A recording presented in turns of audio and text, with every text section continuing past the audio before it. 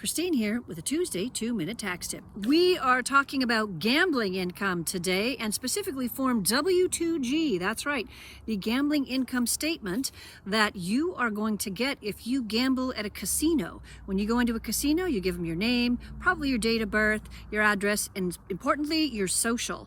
And that way the casino can report the income to the IRS. Now, they don't report the losses to the IRS. You need to keep track of that. Super important, you need to keep track of that.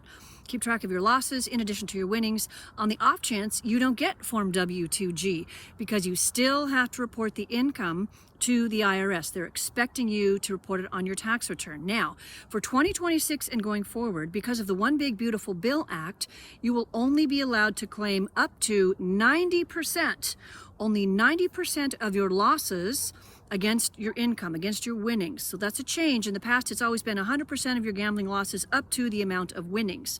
But now it's only 90% of your losses and 100% of your winnings. So that's going to change for a lot of people and what it does to their tax returns going forward.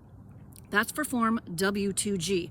Now, the other thing I want to talk about is the predictive gambling, the online sports betting, the gaming apps that you can gamble on, you download to your phone after you scan the QR code that you see on your TV screen.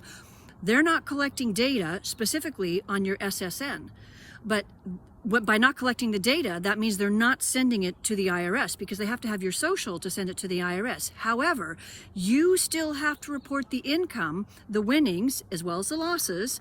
You have to report the winnings on your tax return. And there's something called the Bank Secrecy Act. And there are suspicious activity reports. This information, while it may not get directly to the IRS, it is still getting to the Department of the Treasury. And if you think you don't have to report the income because you don't get the form, wrong thinking.